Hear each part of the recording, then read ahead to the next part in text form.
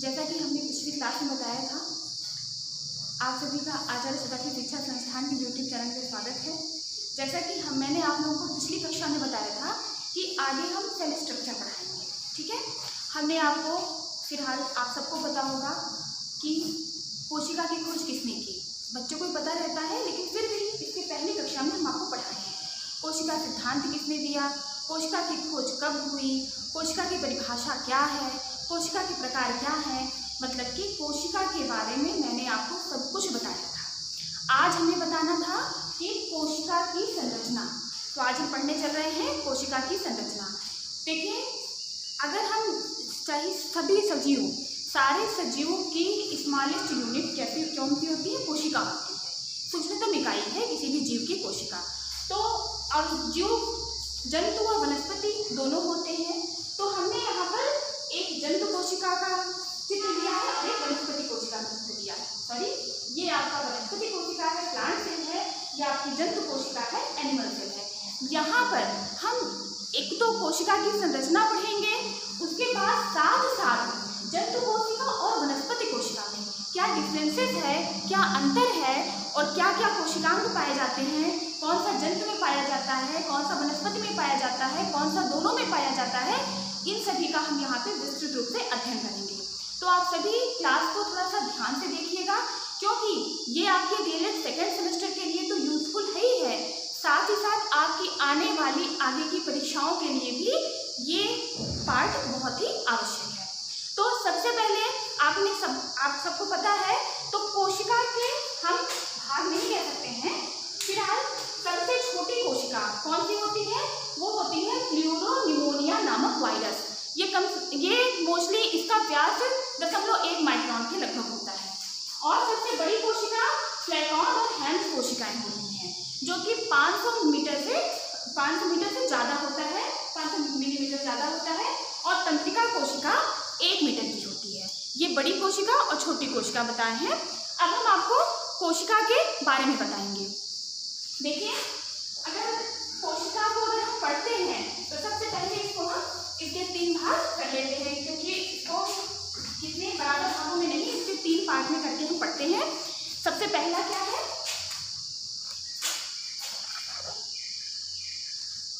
अगर हम इसको 3 भागों में बांट करके पढ़ेंगे तो इसका अध्ययन हमारे लिए थोड़ा सा अध्ययन करना थोड़ा सा इजी हो जाएगा। देखिए, जो सबसे पहला भाग है वो है कोशिका भित्ति। कोशिका भित्ति ना कहेंगे, इसको हम यहाँ पे कोशिका झिल्ली कहते हैं, इंग्लिश में इसको प्लाज्मा मेम्ब्रेन कहते हैं, ठीक है। और जो दूसरा भाग है इसको हम बोलते हैं जीव द्रव्य। देखिए बच्चों, यहाँ पे ये जो द्रव्य है, द्रव्य और द्रव दोनों लगभग सुनने में एक जैसा लगता है, लेकिन यहाँ पे बिल्कुल कंफ्यूज मत होइएगा। द्रव्य का मतलब होता है मैटर, यानी कि कोई भी पदार्थ, चाहे वो ठोस हो, द्रव हो या गैस हो। और द्रव का मतलब होता है सिर्फ और सिर्फ लिक्विड। यहाँ पे हम द्रव्य की बात कर रहे हैं, द्रव की बात नहीं कर रहे हैं, इसको द्रव्य समझिएगा, द्रव मत समझिएगा। और तीसरा जो इसका भाग है उसे हम कहते हैं केंद्रक। इसके पिछली कक्षा में हमने आपको केंद्रक के बारे में बताया था और पढ़ाया था। फिलहाल अब हम चलते हैं सबसे पहले कोशिका झिल्ली पढ़ने। देखिए, कोशिका झिल्ली जंतु कोशिका में पाई जाती है, वनस्पति कोशिका में पाई जाती है। ये देखिए, ये है आपकी जंतु कोशिका, इसमें भी कोशिका झिल्ली पाई जाती है। ये है वनस्पति कोशिका, इसमें भी कोशिका झिल्ली पाई जाती है। और जो कोशिका झिल्ली का कार्य होता है, चाहे जंतु कोशिका में हो चाहे वनस्पति कोशिका में हो, वही होता है। अब आपको बता दें यहाँ पे अंतर क्या है, जब जंतु कोशिका वनस्पति कोशिका के कोशिका झिल्ली में अंतर क्या है। देखिए, कोशिका झिल्ली की परिभाषा हम आपको बता दें, कोशिका की जो आउटर मोस्ट लेयर होती है, जो बाह्य आवरण होता है, जो पतला होता है, बहुत ही पतला होता है और बहुत ही ये मान के चलिए कि कमजोर होता है, वीक होता है या मुलायम होता है, उसे हम क्या कहते हैं, प्लाज्मा मेम्ब्रेन या कोशिका झिल्ली, ठीक है। अब जंतु कोशिका की बात करते हैं। जंतु कोशिका में कोशिका झिल्ली के चारों तरफ एक मोटा आवरण पाया जाता है, जिसे हम क्या कहते हैं, उसे हम कहते हैं कोशिका भित्ति। तो अंतर क्या हुआ दोनों में, जंतु कोशिका में कोशिका झिल्ली पाई जाती है, वनस्पति कोशिका में कोशिका झिल्ली के ऊपर कोशिका भित्ति पाई जाती है, ठीक है।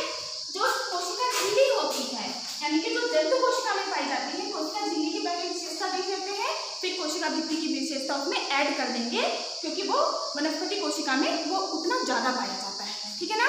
सबसे पहले जो कोशिका झिल्ली है ये कैसी होती है, ये अर्धपारगम्य होती है। कैसी होती है, अर्धपारगम्य, जिसे कहते हैं सेमी परमेबल।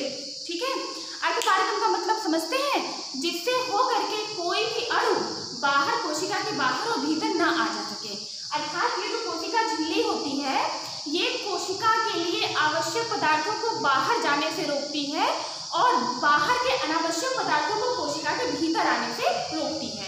इसे कहते हैं हम अर्धपारगम्य या सेमी परमेबल, क्योंकि इससे होकर के जो अणु है वो कोशिका के अंदर बाहर नहीं हो सकते हैं। ठीक है, और ये किस चीज की बनी होती है, ये बनी होती है प्रोटीन की प्लस लिपिड की।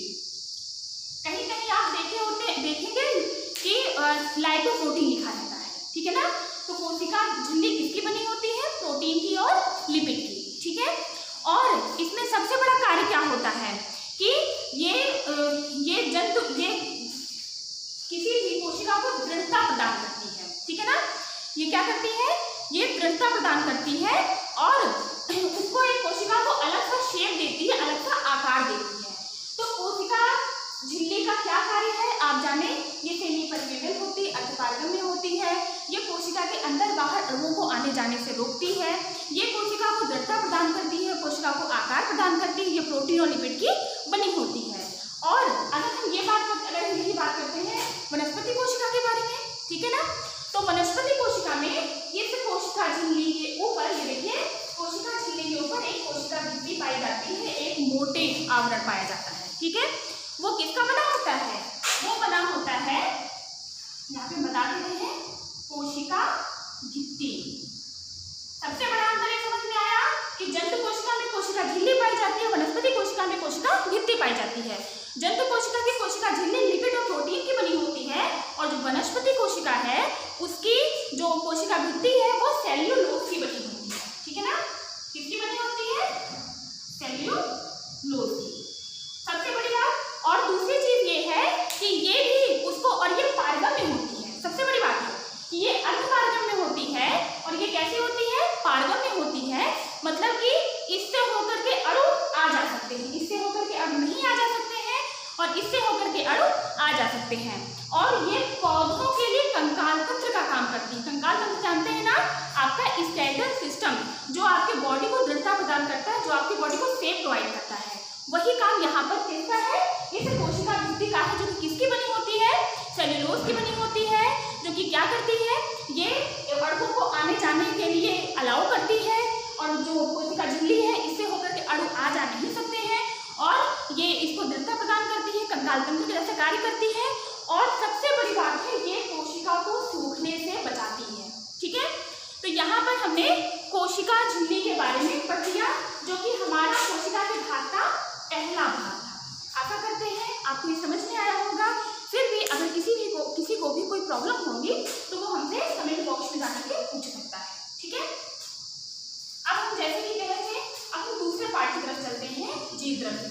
ठीक है, जीव द्रव्य एक बहुत ही बड़ा भाग है कोशिका का। इसको हम और क्या कह सकते हैं, इसे हम बोल सकते हैं ये जीवन का भौतिक आधार भी है। ठीक है, जीव द्रव्य बहुत बड़ा भाग है, इसे जीवन का भौतिक आधार भी कहते हैं। ठीक है, और ये कोशिका झिल्ली और केंद्रक के मध्य पाए जाने वाला भाग है। आप ये देखिए, ये आप क्या देख रहे हैं, ये कोशिका भित्ति है, और ये क्या देखेंगे, ये कोशिका झिल्ली है, ये क्या है, ये केंद्रक है। वनस्पति कोशिका में, जंतु कोशिका में कौन सा है, ये केंद्रक है। अब इसके और इसके मध्य में जो पाया जा रहा है वो छोटी छोटी संरचना है, जो कि आपको शायद ठीक से दिखाई ना दे रही हो।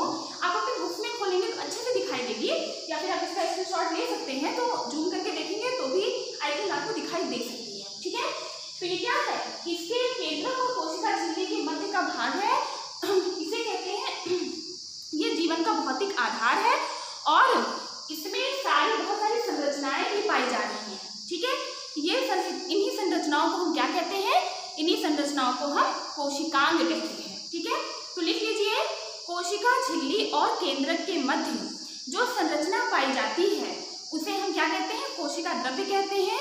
इसमें लगभग 30 तत्व पाए जाते हैं, ठीक है। कार्बन है, हाइड्रोजन है, ऑक्सीजन है, नाइट्रोजन है, और ये कार्बनिक और अकार्बनिक पदार्थों का एक जटिल मिश्रण है। इसको सेल में ये जल अवस्था में भी पाया जाता है और सॉल अवस्था में भी पाया जाता है, ठीक है। अब हम इसके अंतर्गत पाए जाने वाले इन कोशिकांगों का अध्ययन करेंगे। ध्यान से पढ़िएगा, ध्यान से सुनिएगा, क्योंकि इन कोशिकांगों के कार्य क्या है, इन कोशिकांगों की कैरेक्टरिस्टिक्स क्या है, ये कोशिकांग कोशिका में किस लिए पाए जाते हैं, ये सब इसमें हम बताएंगे, ठीक है। सबसे पहले हम पहला कोशिकांग लेते हैं, कौन सा है, वो है राइबोसोम, ठीक है ना। सॉरी, ठीक से नहीं लिखा है, तो ठीक से लिखते हैं फिर से। राइबोसोम, ठीक है। अगर हम इसकी बात करते हैं तो ये कैसे है, इसकी खोज की बात सबसे पहले करते हैं। राइबोसोम की खोज किसने की थी, इसको टैलिड नामक वैज्ञानिक ने की थी। किसने की थी, टैलिड नामक वैज्ञानिक ने इसकी खोज की थी, ठीक है। और सबसे बड़ी बात, किस चीज का बना होता है, ये झिल्ली रहित भाग है, ध्यान रखिएगा। राइबोसोम कैसा होता है, ये झिल्ली रहित होता है, मतलब इस झिल्ली का मतलब समझते हैं ना, इसके चारों ओर जो आउटर पार्ट है वो नहीं पाया जाता है, मतलब झिल्ली रहित होता है, ठीक है।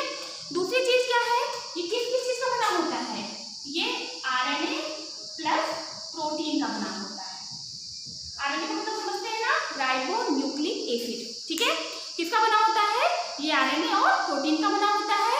इसमें इसकी 2 इकाई होती है, ठीक है ना। ये इसकी 2 इकाई, मतलब डबल लेयर, एक तरह 2 इकाई होती है, ठीक है।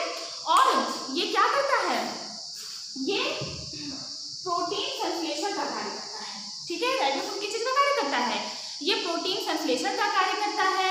ये इसका कार्य हम पढ़ रहे हैं।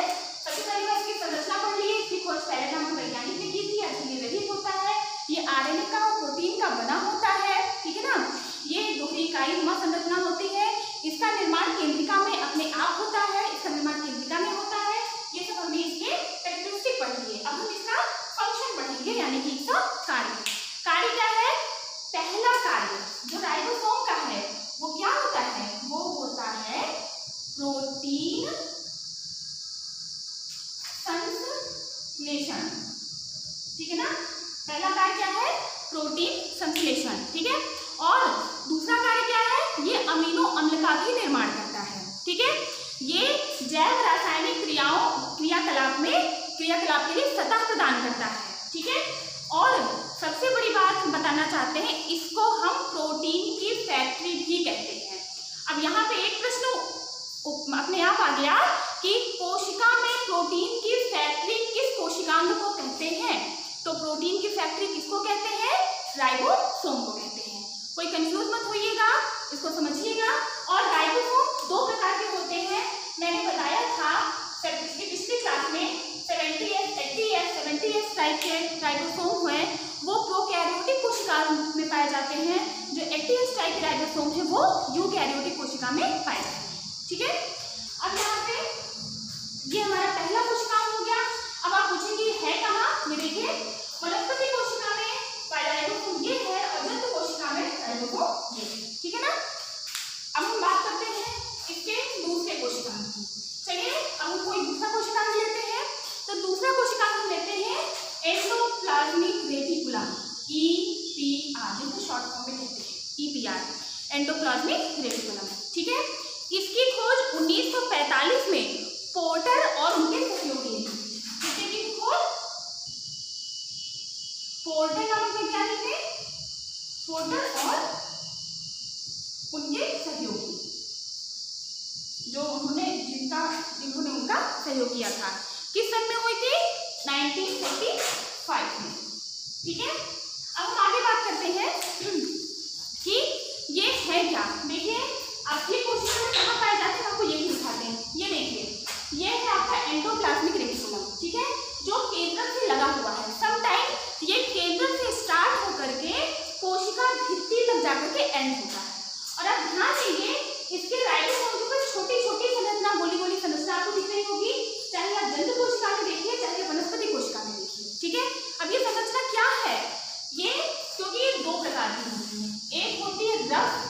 एंडोप्लाज्मिक रेटिकुलम, एक होती है स्मूथ एंडोप्लाज्मिक रेटिकुलम। रफ की बात करते हैं कि किसी पे थोड़ी छोटी छोटी संरचना गोली मिट्टी आ जाएगी तो रफ हो जाएगी ना, खुरदरी हो जाएगी ना, कहते हैं इसको खुरदरी अंतःप्रद्रव्य जलिका और चिकनी अंतःप्रद्रव्य जलिका। ठीक है ना। खुरदरी क्यों होती है? क्योंकि उसमें छोटे छोटे राइबोसोम के कण चिपके होते हैं। ठीक है ना। ये क्या करते हैं? ये कोशिका को ढांचा प्रदान करती है और कोशिका को मजबूती प्रदान करती है। ठीक है ना। कौन सी जो रफ है, जो रफ एंडोप्लाज्मिक रेटिकुलम है। और जो स्मूथ है ये क्या करती है? ये कोशिका द्रव्य तथा केंद्रक के बीच जलिका का कार्य करती है और पदार्थ के आवागमन में सहायता प्रदान करती है। ठीक है ना। तो ये क्या है? जो ये दो प्रकार की होती है, कौन कौन सी? एक स्मूथ एंडोप्लाज्मिक रेटिकुलम, एक rough endoplasmic reticulum. Rough endoplasmic reticulum किस लिए कहा जाता है? क्योंकि इसमें राइबोसोम के कण चिपके होते हैं। और ये स्मूथ किस लिए होती है? क्योंकि इसमें राइबोसोम के कण नहीं चिपके होते हैं। ठीक है। और सबसे बड़ी बात, ये प्रोटीन का संश्लेषण का भी कार्य करती है। क्यों करती है? क्योंकि अपने आप इसमें राइबोसोम चिपके होते हैं और राइबोसोम का कार्य क्या है? प्रोटीन सिंथेसिस का काम है, यानी कि प्रोटीन के संश्लेषण का काम है। ठीक है। तो और ये देखिए कहाँ पाई जाती है? अगर हम वनस्पति कोशिका में बात करें, ये देखिए केंद्र के पास, और अगर जंतु कोशिका में बात करें, ये केंद्र के पास। संवर्धन कोशिका में देखेंगे तो केंद्र से स्टार्ट करके ये क्या करेंगे? प्लाज्मा मेम्ब्रेन तक जाकर के एंड, मतलब केंद्र एक तरफ एक भाग इसका केंद्र से जुड़ा होगा, दूसरा भाग इसका प्लाज्मा मेम्ब्रेन से जुड़ा होगा। ठीक है। अब हम अगला पार्ट पढ़ते हैं।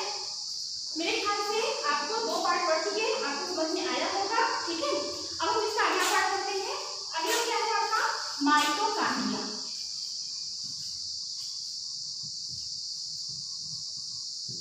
ध्यान से समझिएगा, माइटोकांड्रिया सबसे इंपॉर्टेंट आपका कोशिकांग है। ठीक है। माइटोकांड्रिया का कार्य क्या है? ठीक है। सबसे पहले इसकी खोज हम देख लेते हैं। इसकी खोज एल्टमान ने किया था। किसने किया था? एल्टमान। इसको ध्यान से देखिएगा, इसकी खोज एल्टमान नामक वैज्ञानिक ने सन 1900 में किया था। और ये कैसे होती है? ये दोहरी झिल्ली जैसी चप्पल के आकार की संरचना होती है। ठीक है ना। ये ऐसे आपको कोशिका में ठीक से नहीं दिखाई दे रही है, इसको हम चपटी चप्पल के आकार की संरचना होती है। इसमें क्रिस्टी पाई जाती है। ठीक है।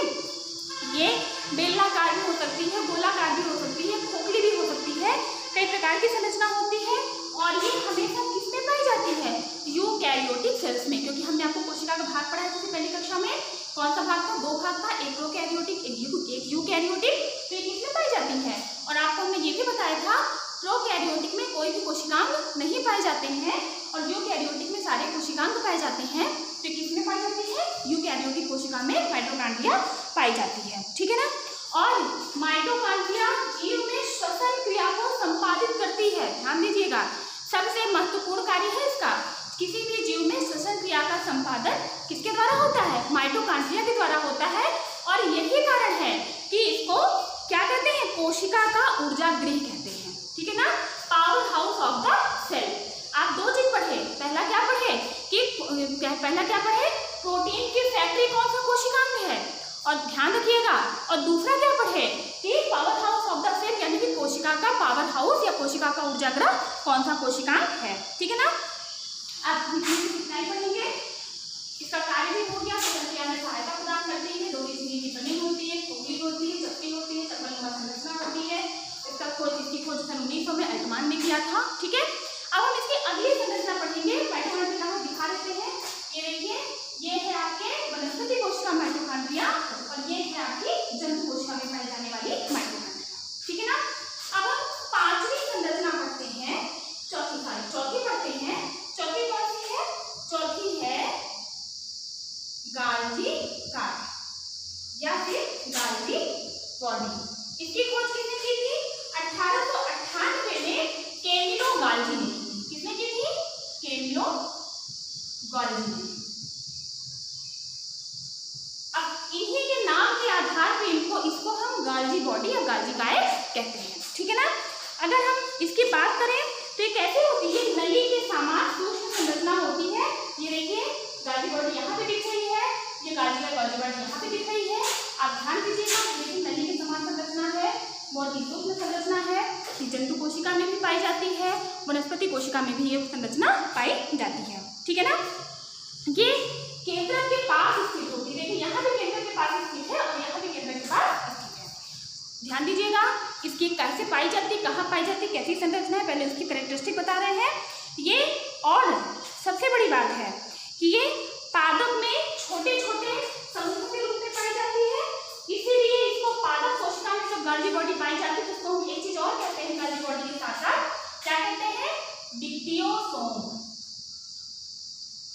अब आपसे क्वेश्चन पूछा जा सकता है गाल्जी बॉडी डिक्टियोसोम क्या है, तो डिक्टियोसोम गाल्जी बॉडी ही है, लेकिन जब ये पादप कोशिकाओं में पाई जाती है तो इसको हम डिक्टियोसोम कहते हैं।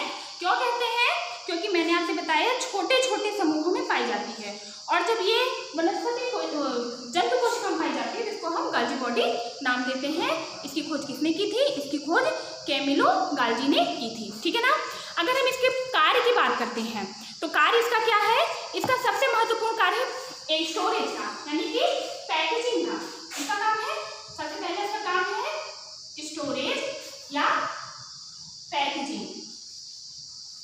ठीक है ना, पैकेजिंग का कार्य है, और ये श्रावण का कार्य भी करती है। ये लाइसोसोम का निर्माण भी करती है। क्या करती है, लाइसोसोम का निर्माण करती है। सिक्रीशन यानी कि श्रावण का कार्य करती है। ये सिक्रीशन भी करती है, श्रावण का कार्य भी करती है, और सबसे बड़ी बात ये ग्लाइकोप्रोटीन का निर्माण करती है। कोशिका में ग्लाइकोप्रोटीन का निर्माण कौन करती है, कौन सी कोशिका में करता है, गाल्जी बॉडी या गाल्जी कार्य। ठीक है ना।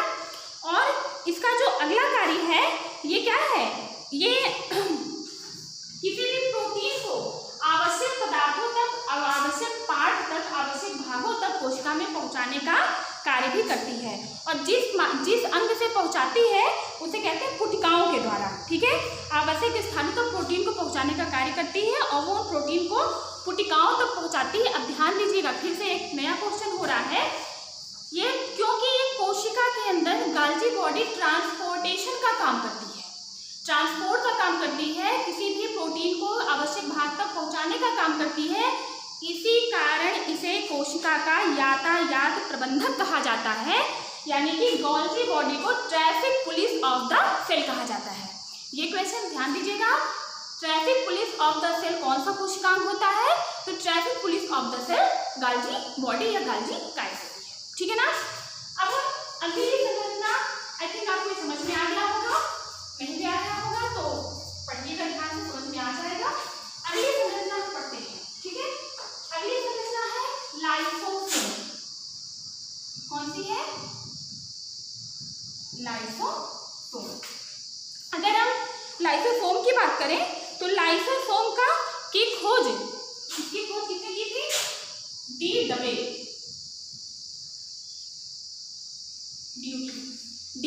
ने की थी। कब की थी, 1955 में। लाइसोसोम की खोज डी दवे ने की थी। कब की थी, 1955 में। और ये कैसे होती हैं, ये जंतु कोशिका में ज्यादा पाई जाती हैं। कहाँ है, आपको दिखा लाइसोसोम ये है, ये जंतु कोशिका में ज्यादा पाई जाती है, और यहाँ पे वनस्पति कोशिका में लाइसोसोम कहाँ है, यहाँ पे, ये देखिए लाइसोसोम, ये जंतु कोशिका में ये लाइसोसोम। तो क्या है, जंतु कोशिका में ये ज्यादा मात्रा में पाई जाती है, वनस्पति कोशिका में ये कम मात्रा में पाई जाती हैं। ये कोशिकाएं बहुत ही छोटी छोटी होती हैं। ठीक है ना। और इसे क्या कहते हैं, इसमें एक एंजाइम भरा होता है, जिस एंजाइम को हम कहते हैं हाइड्रोलिटिक एंजाइम। और ये क्या है, ये भोजन को पचाने का कार्य करती है। क्या करती है, ये भोजन को पचाने का कार्य करती है। मतलब कि कोशिका में बहुत से ऐसे टॉक्सिक पदार्थ हैं जो कोशिका में रिमूव होते हैं, या फिर बहुत से कोशिकांग हैं जो मृत हो जाते हैं, तो लाइसोसोम क्या करती है, उसे डाइजेस्ट करने का कार्य करती है, उसको पचाने का कार्य करती है। यही कारण है इसे क्या कहते हैं, इसे आत्महत्या की थैली भी कहते हैं। इसे कहते हैं suicidal bag of the cell. ठीक है, इसमें एक पॉइंट नोट कर लीजिएगा आप लोग कि इसको हम कैसे लिखेंगे, जब किसी भी व्यवधान के कारण कोशिका, कोई भी कोशिका क्षतिग्रस्त हो जाती है तो लाइसोसोम फट जाता है और उसमें उपस्थित एंजाइम जो होता है वो अपनी ही कोशिका को पाचित कर लेता है, ठीक है ना, जिसके कारण कोशिका की मृत्यु हो जाती है। इसीलिए इसे आत्महत्या की थैली भी कहते हैं, ठीक है। और ये स्खलन द्वारा नष्ट हो जाती है, वो अपनी ही कोशिकाओं को स्खलन द्वारा नष्ट कर देता है और ये पचा लेता है। इसके अब हम इसके कार्य की बात करते हैं। इसका कार्य ये बहुत जरूरी है, बहुत जरूरी इसका कार्य है, क्योंकि कोशिका में बहुत ही इंपॉर्टेंट फंक्शन ये करता है। कौन सा करता है? कोशिका में क्षतिग्रस्त कोशिका मृत कोशिका को डाइजेस्ट करने का कार्य करता है, इसलिए इसको क्या कहते हैं? Suicidal bag of the cell या आत्महत्या की थैली। इसके कार्य की बात करते हैं। सबसे पहला कार्य क्या हो गया? क्षतिग्रस्त कोशिकाओं को नष्ट करना। दूसरा कार्य क्या हो गया? अपशिष्ट पदार्थों को पाचित करना, ठीक है ना। अपशिष्ट पदार्थों को पाचित करके कोशिका की सफाई कर देता है, ठीक है ना। यानी कि और कोशिकाओं के अलावा, कोशिकांगों के अलावा ये जो विभिन्न प्रकार के जो बैक्टीरियाज होते हैं और वो जो भोजन में पहुंच जाते हैं उसको भी ये क्या कर लेता है? डाइजेस्ट कर लेता है। किसके द्वारा? इसमें जो एंजाइम्स भरे होते हैं उसके द्वारा, ठीक है ना। अब हम अगला पार्ट पढ़ेंगे। आपने पढ़ लिया लाइसोसोम भी मेरा हो गया। अब हम इसका छठवां पार्ट पढ़ेंगे। छठवां है रिक्तिका। रिक्तिका हमको सबसे पहले ही पढ़ा देना चाहिए था। ये देखिए केंद्र के बाद ये देखिए यहाँ इतनी बड़ी रिक्तिका है, क्योंकि ये कौन सा सेल है? प्लांट सेल है। एनिमल सेल में रिक्तिका की बात करते हैं। ये देखिए छोटी छोटी पाई जाती है, बिखरी हुई पाई जाती है। ये कौन से सेल में पाई जाती है? एनिमल सेल में। अब पहला आंसर लिख हो गया। प्लांट सेल में एक या दो रिक्तिका पाई जाती है, एनिमल सेल में बिखरी हुई कई रिक्तिका छोटी छोटी पाई जाती है। सबसे बड़ी चीज समझ लीजिएगा, इस रिक्तिका के पाए जाने से जो प्लांट सेल का केंद्रक है वो क्या करता है? अपने स्थान से थोड़ा सा खिसक जाता है, स्खलन हो जाता है उसका। इसमें नहीं हुआ, अदरवाइज जो केंद्रक है वो कोशिका के केंद्र में पाया जाता है, सेंटर में पाया जाता है। लेकिन चूंकि वनस्पति कोशिका में ये रिक्तिका छोटी छोटी पाई जाती है, इसलिए इसका केंद्र कहाँ होता है? सेंटर में ही होता है। लेकिन जब प्लांट सेल की बात करते हैं तो ये रिक्तिका बीच में पाई जाती है और बड़ी पाई जाती है, इसलिए जो इसका केंद्र होता है थोड़ा सा शिफ्ट हो जाता है किसी भी साइड, ठीक है ना। तो क्या है? सबसे बड़ी बात इसमें क्या हो गई? जंतु कोशिका में ये छोटी छोटी पाई जाती है, पादप कोशिका में ये बहुत बड़ी पाई जाती है। ये कोशिका में उपस्थित पानी को, रस को तथा अपशिष्ट पदार्थों को घेरने की क्षमता रखती है। कोशिका में जो भी पानी है, जो भी रस है, जो भी अपशिष्ट पदार्थ है, उसको ये घेरने की क्षमता रखती है। और इसमें सेल सैप भरा होता है जो कि निर्जीव होता है। इसका सबसे बड़ा कार्य क्या है? ये कोशिका को स्थिर प्रदान करती है, ठीक है ना, और कोशिका को कठोरता प्रदान करती है। जो रिक्तिका है कोशिका की स्थिति यानी कि कोशिका को कठोरता प्रदान करने का कार्य करती है। प्लांट में सेंटर में पाई जाती है, एक बड़ी पाई जाती है, बड़ी पाई जाती है। जंतु कोशिका में छोटी छोटी पाई जाती है, ठीक है ना। तो रिक्तिका और प्लांट सेल में रिक्तिका के कारण ही केंद्र सेंटर थोड़ा सा शिफ्ट हो जाता है और एनिमल सेल में केंद्र कैसा होता है? हमेशा सेंटर में रहता है, ठीक है। अब हम अगला पढ़ेंगे।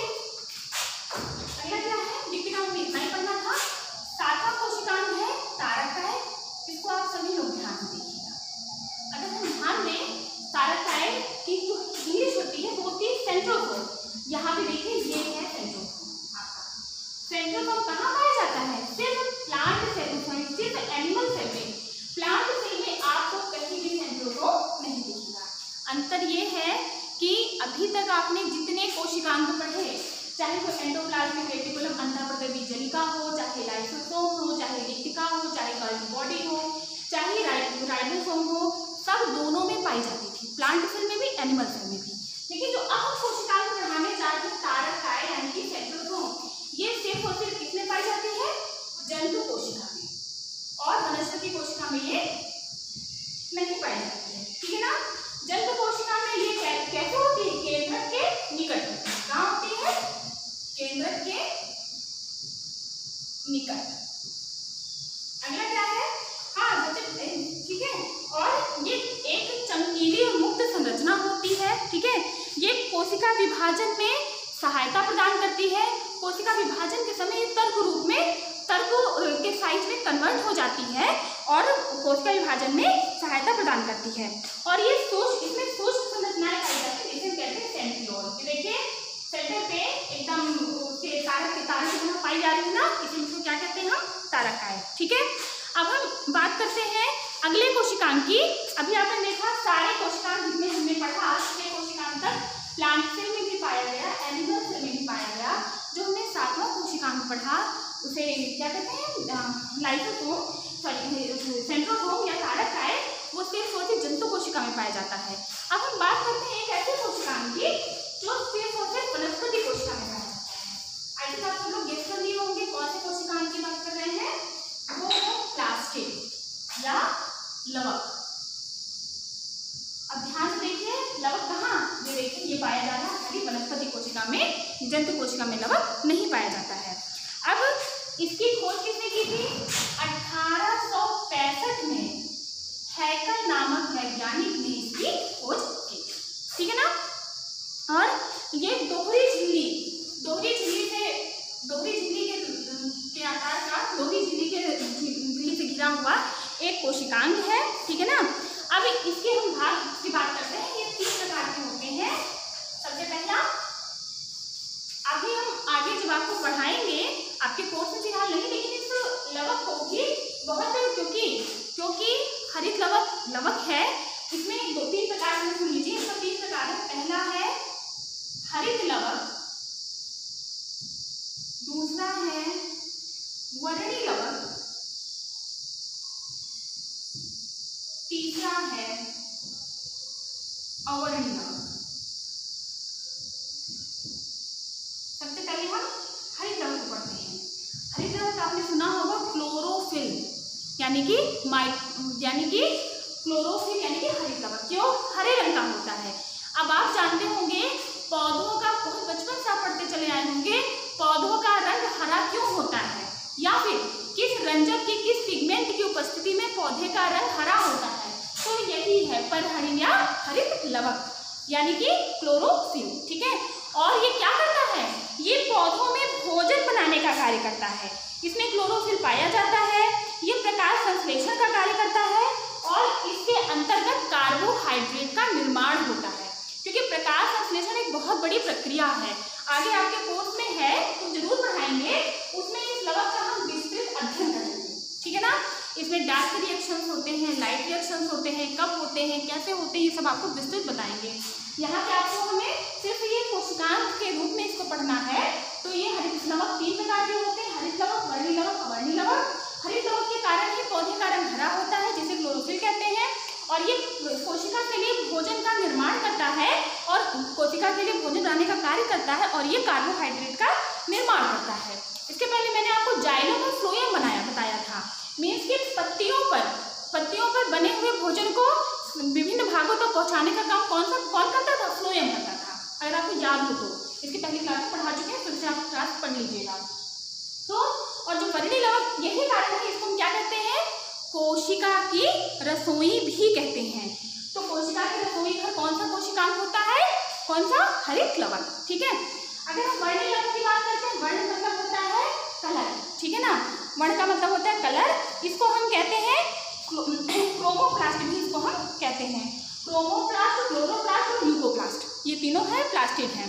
इसको, ये जो वर्णी लवक है, ये पुष्पों और फलों को आकर्षक रंग प्रदान करता है। वर्णी लवक, वर्ण का मतलब होता है रंग, तो ये क्या करता है, हरे रंग को छोड़ के बाकी कई रंग के होते हैं, हरा रंग हरित लवक के कारण होता है।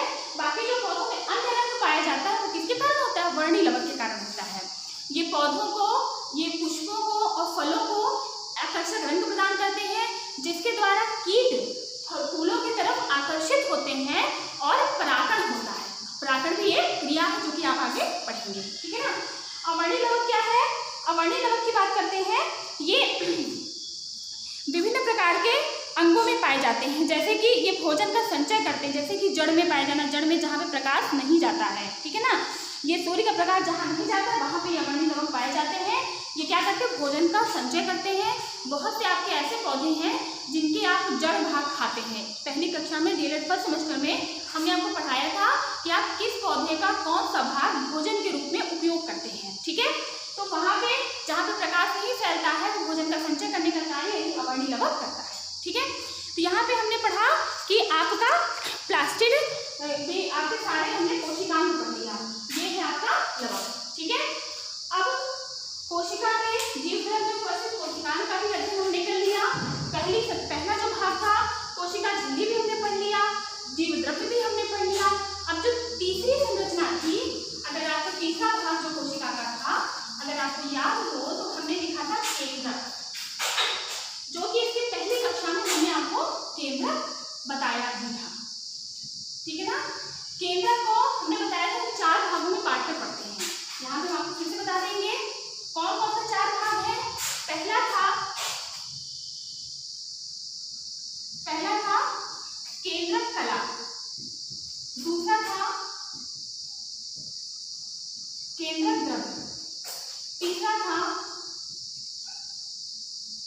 केंद्रिका और चौथा था क्रोमैटिन जाल, जबकि इसकी पहली कक्षा में हम इसको आपको अच्छे से बताए हैं। सबसे पहले हम बताते हैं केंद्र की खोज किसने की थी। तो केंद्र की खोज की थी रॉबर्ट ब्राउन ने। आपको याद है कोशिका खोज किसने की थी। कोशिका खोज की थी रॉबर्ट हुक ने। बिल्कुल कंफ्यूज मत होइएगा, क्योंकि बहुत से बच्चे रॉबर्ट ब्राउन और रॉबर्ट हुक में कंफ्यूज हो जाते हैं। कब की थी इसकी खोज। 1831 में की, ठीक है ना। इसको केंद्रक को हम कोशिका का नियंत्रण कक्ष भी कहते हैं, क्योंकि ये कोशिका को पूरा नियंत्रित करने का कार्य करता है, इसलिए इसको हम क्या कहते हैं, नियंत्रण कक्ष भी कहते हैं। अब कौन से भाग, इतने छोटे छोटे केंद्रक बने हुए हैं, यहाँ पे आपको बड़े रूप में बता देंगे। केंद्रक के चारों ओर एक आवरण पाया जाता है, जिसे हम कहते हैं केंद्रक कला, ठीक है। अब इसके अंतर्गत एक द्रव पाया जाता है, जैसे कोशिका के अंतर्गत पाए जाने वाले को कोशिका द्रव्य कहते हैं, वैसे केंद्रक के अंदर पाए जाने वाले को केंद्रक द्रव्य कहते हैं, ठीक है। और एक या दो छोटी छोटी संरचनाएं पाई जाती है, जिसे कहते हैं केंद्रिका, ठीक है। और धागे जैसी संरचनाएं केंद्रक में बिखरी हुई पाई जाती हैं, जिसे कहते हैं हम क्रोमैटिक थ्रेड, ठीक है। देखें, केंद्रक कला लिपिड और प्रोटीन की बनी होती है, यानी कि हम बोल सकते हैं किसकी बनी होती है, लाइपो प्रोटीन, ठीक है। और जो केंद्रक द्रव्य है ये किसका है, ये न्यूक्लियो प्रोटीन का बना होता है। केंद्रक द्रव्य न्यूक्लियो प्रोटीन, ठीक है। जो केंद्रिका है, केंद्रिका की खोज 1781 ईस्वी में फोंटाना ने किया था, ठीक है। और इसको 1840 ईस्वी में बोवेल ने इसे न्यूक्लियोलस या केंद्रिका का नाम दिया, ठीक है ना। इसमें 85% केंद्रक में 85% प्रोटीन पाया जाता है, ठीक है। 10% आरएनए पाया जाता है, 10% आरएनए पाया जाता है और 5% डीएनए पाया जाता है। अब आपको आगे बताएंगे कि डीएनए क्या है। डीएनए आनुवंशिक पदार्थों का वाहक होता है, ठीक है। अगर हम इसके कार्य की बात करें, तो जो केंद्रक का कार्य है, क्योंकि केंद्रक को कोशिका का नियंत्रण कक्ष कहते हैं, तो इसका कार्य क्या है, केंद्रक कोशिका की सभी जैविक क्रियाओं का नियंत्रण करता है, ठीक है, और निगमन करता है, जीवधारी के शरीर में वृद्धि करता है। केंद्रक कोशिका विभाजन के लिए भी उत्तरदायी है, क्योंकि ये जो क्रोमैटिन थ्रेड पाया जाता है, ये कोशिका विभाजन के समय छोटे छोटे हो जाते हैं, छोटे छोटे, ये गाढ़े रंग का होता है, छोटे छोटे हो जाते हैं, जो कि जब इसको क्रोमोसोम में कहते हैं हम, और ये क्रोमोसोम आपके कोशिका विभाजन में सहायता प्रदान करता है। इस तरीके से हम कोशिका की संरचना में कोशिका के जो 3 भाग थे, चाहे वो कोशिका कला हो, चाहे वो कोशिका द्रव्य हो, या फिर केंद्रक हो, कोशिका द्रव्य में उपस्थित समस्त कोशिकांग है, उनके कार्य हैं, उनकी खोज किसने की थी, उनकी संरचना कैसी होती है, वो हमने पढ़ा। अब आगे की कक्षा में आपका अगला चैप्टर हम पढ़ाएंगे, इसको आप ध्यान से पढ़िएगा। और अगर किसी को कुछ नहीं समझ में आता है तो नीचे कमेंट सेक्शन में आप क्वेश्चन पूछ सकते हैं, हम क्लास को रिवाइज कर लेंगे, वो आपकी सुविधा के अनुसार। अदरवाइज अगर आपको वीडियो पसंद आता है उसे लाइक करिए, ज़्यादा से ज़्यादा शेयर करिए, और अगर आपको कोई प्रॉब्लम हो तो आप कमेंट भी करिए। धन्यवाद।